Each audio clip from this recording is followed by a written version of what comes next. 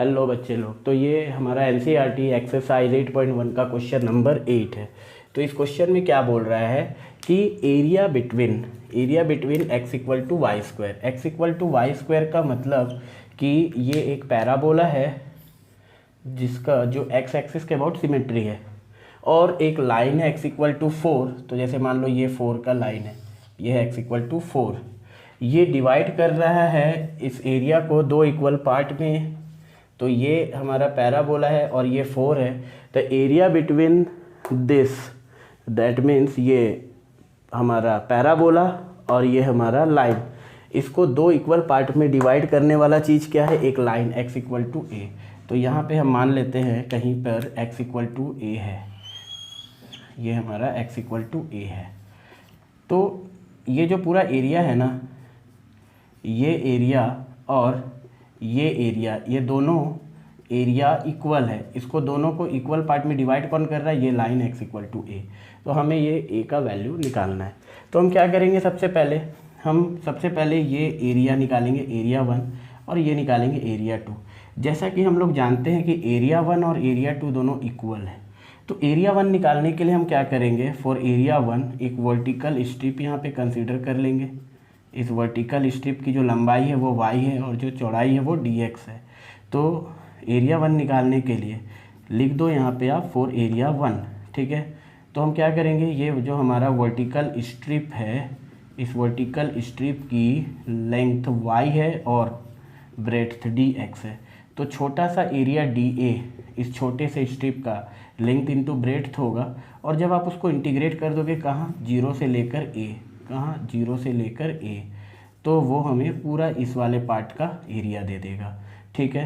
तो ये हमारा एरिया 1 देगा, कहाँ से कहाँ? 0 से a, y इंटू dx, ठीक है। तो y कितना हो जाएगा हमारा? एरिया 1 ये हो जाएगा 0 से a, y कितना हो जाएगा? y is equal to root X dx, ठीक है। तो हम इसको इंटीग्रेट करेंगे तो ये है कितना? ये है x का पावर 1/2 इंटू dx। तो हमारा इंटीग्रेशन कितना हो जाएगा? x का पावर 3/2 बाई 3/2, और लिमिट लगाएंगे 0 से a। तो हमारा एरिया नंबर 1 कितना आ जाएगा?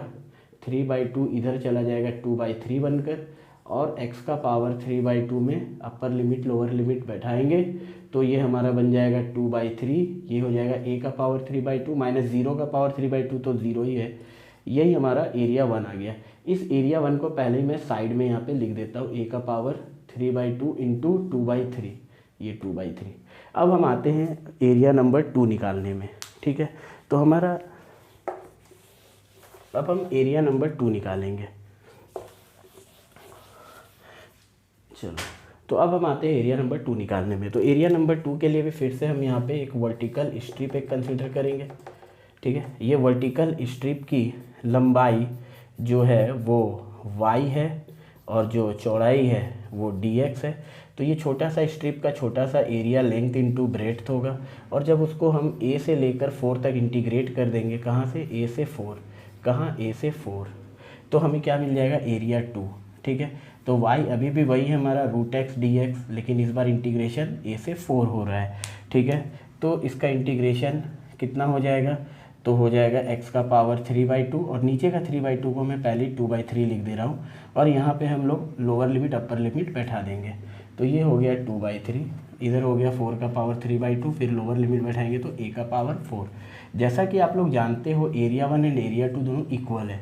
एरिया 1 हमारे पास है 2/3 a का पावर 3/2, एरिया 2 हमारे पास 2/3 4 का पावर 3/2। इसका मतलब ये है कि 4 का पावर 3 2 मतलब ये 64 बनेगा, और 64 का पावर 1/2, इसका मतलब ये 8 बनेगा, यानी 8 माइनस a का पावर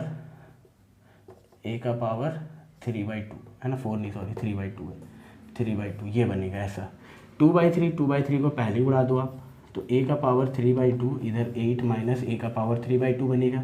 ये माइनस a का पावर 3/2 को आप इधर लेके आ जाओ तो 2 टाइम्स a का पावर 3/2 बनेगा, इज इक्वल टू 8 हो गया। तो ये a का पावर 3/2 आपका 4 बन जाएगा। तो ए का वैल्यू कितना हो जाएगा 4 का पावर 2/3, पावर चेंज हो जाएगा उधर जाके। तो ये हमारा ए का वैल्यू आ गया। ठीक है, तो ये हमारा क्वेश्चन नंबर 8 हुआ। ठीक है, थैंक यू।